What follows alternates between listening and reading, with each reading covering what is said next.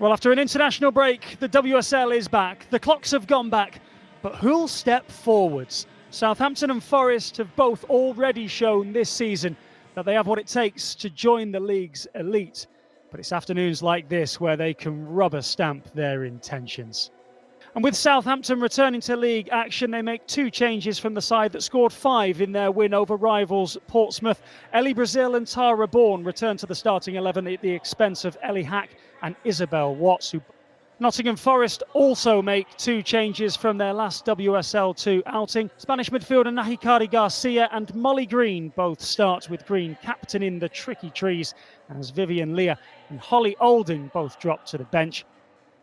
And we are joined by members of the Royal British Legion to pay respects to all those who made the ultimate sacrifice in service of this country.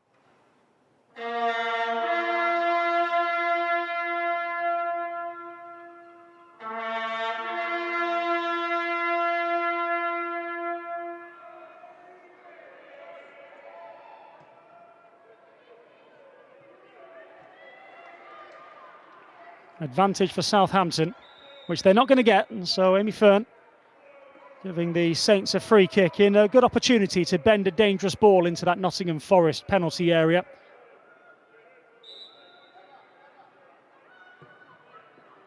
Simpson's ball almost drops in. Surely not the intention, but just for a moment she had Emily Batty backtracking.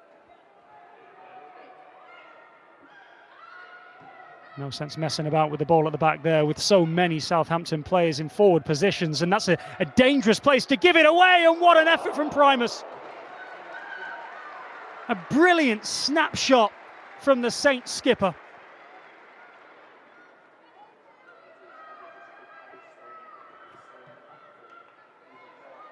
That's a really good ball down the left. Ellie Brazil onto it.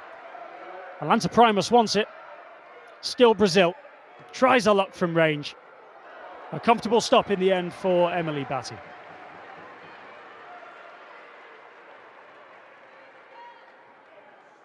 Brazil. Good first time ball. Sets Ferguson away. Head is racing to keep up with her. Options in the middle. Still Ferguson. Twisting, turning. And winning her side. Her first corner kick of the afternoon.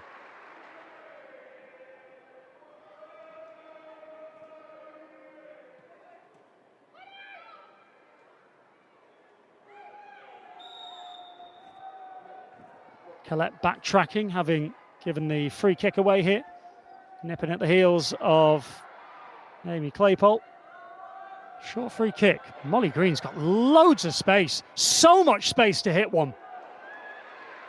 I think the goalkeeper saw that coming from quite the distance.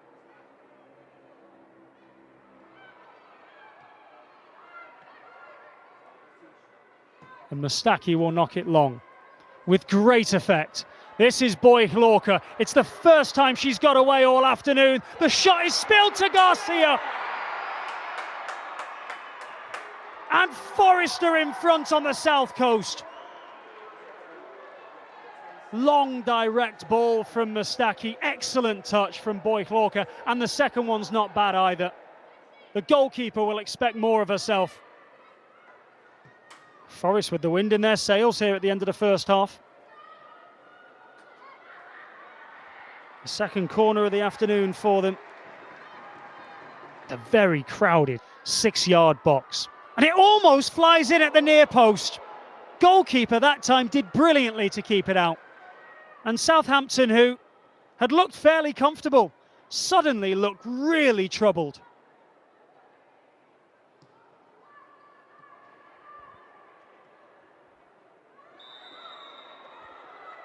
Well, that's not the sort of free kick that you want to concede, though, in the dying seconds of stoppage time. Bourne the taker again, Goddard you'd think would be the target. As it's bent in at that near post, they're queuing up and they're equalising. Mary Bashford got the telling touch, and in the very dying moments at the end of the first half, Southampton are level.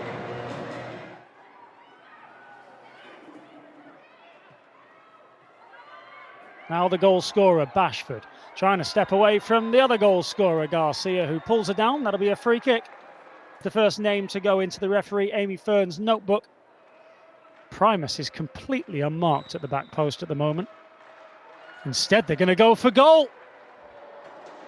And that wasn't too troubling for Emily Batty and the Forest goal from Jess Simpson.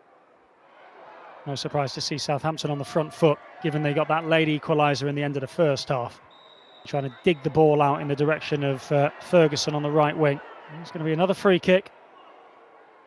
Bashford brought down. This time it is too far out to go for goal, so Bourne will cross the ball, and so close to finding a connection. Just a couple of yards away from her. That's a really good opportunity though. What an excellent ball it was. Kept 15 clean sheets last season, did the Forest number one. Just one so far this campaign, and almost saw her goal threatened once more by a short back pass.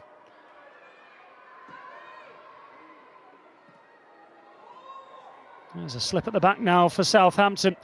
And Chantal Boychlorka rarely needs too much of an invitation to scamper away from a defence. She's doing exactly that here. Look at the space inside the penalty area. Garcia's shot comes right back at her again. Another effort, this time from Rogers. Cleared desperately by the Southampton defenders. Nahikari Garcia had the freedom of the Southampton penalty area. The live table currently has them 4th and 5th, with Bristol City, who continue to lead by 3-2 at Sunderland, leapfrogging the pair at the moment into 3rd position. It's very tight as Southampton prepare to take their 4th corner kick of the afternoon. Bit of space towards that back post to try and exploit, and oh, how they have! For the first time this afternoon, Southampton are in front.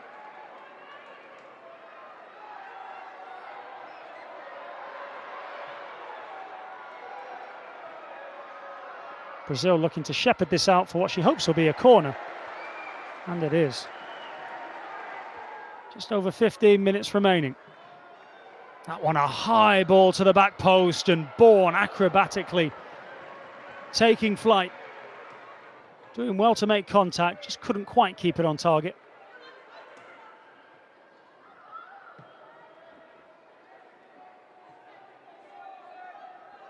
Rowe's done really well to get the other side of her player, and there's an opportunity for the equaliser. It's Charlie Wellings with her very first touch. Instant impact, and a first goal of the season for Charlie Wellings. Perhaps now they can sniff a winner, not just an equaliser. Rachel Rowe, instrumental in the first goal. She might be instrumental in the winner. It's Wellings again! Nottingham Forest have turned this game on its head. Unbelievable stuff at St Mary's. The link-up from Rachel Rowe and Charlie Wellings was so nice, they went and did it twice.